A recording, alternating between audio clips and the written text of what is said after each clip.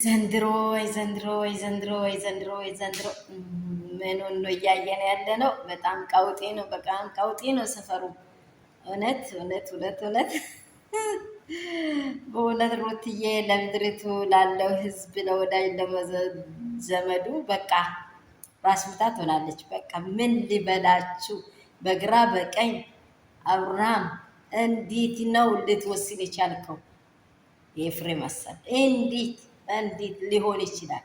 እንዴት ሊደረግ ይችላል? እንዴት ሩታን የመሰለች ሴት እንዴት እያለ ነው ያለው። ደግሞ በቃ ኤፍሬም ስህተት ሰርቷል አይደለም፣ ሀቁን ይዞ ነው መጀመሪያውኑ ጀምሮ የተናገረው።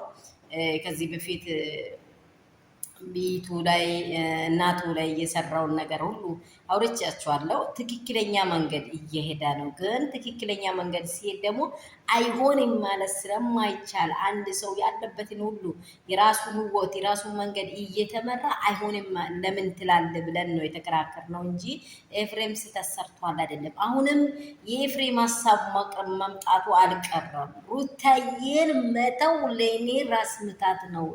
ለዞስ ልጄ ለዞስ ራሷን ሲያየው እንዴት ነው የምታምረው! ልካ ይቺን ውብ ይቺን ወርቅ ይቺን ንግስት ነው እንደ ለሳውጥቼ የሚሰጠው የሚል የአብርሃም ዛቻ ቁጣ ደግሞ እየነደደ ነው ያለው። በቃ እየፍለቅለቀለቅ እያለ ነው ያለው። ሰላም ቤተሰቦቼ እንደምን አላችሁ? ሁሉ ሰላም ነው ወይ? ሁሉ መልካም። ክርስቶስ ኢየሱስ በሰማይ በምድር ይባረክ።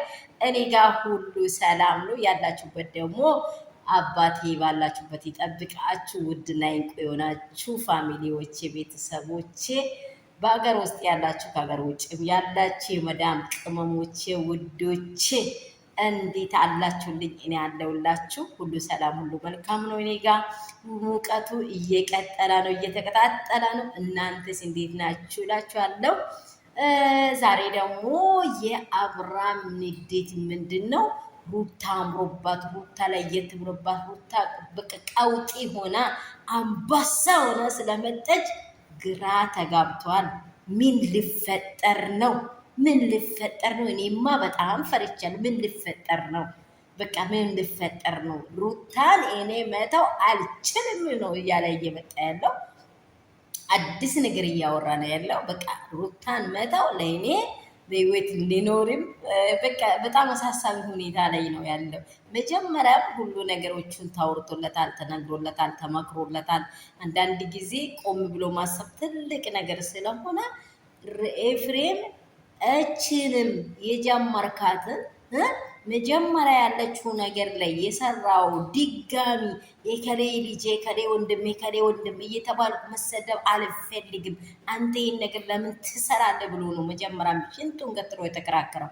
ያው ትክክል ነው። ወንድም ያለ ምድር ላይ ሰው አንድ ቤተሰብ ላይ የሆነ ነገር ሲያጠፋ አንድ ከብት ነው ሁሉን ዋሚ ያጠፋው ተብሎ ይወራ ነበር አይደል እንዴ? ሰው ሁሉ ይተርክ ነበር። ግን እንደዛው አብርሽ የሄደው ስህተት የመጀመሪያ ሚስቱን እንቁ የሆነችውን እችን ወርቅ እችን ውብ በቃ ምን ሊበላችሁ እንደዚህ ሩታ በቃ ራስ ምታት ሆነበታለች ማለት ነው ለአብርሃም። ስለዚህ እኔ እንጃ ምን እንደሚፈጠር በጣም በቃ ለማየት ጓግቻለሁ። ውዶቼ ያላችሁበት ሰላማችሁ ብዝት ይበል።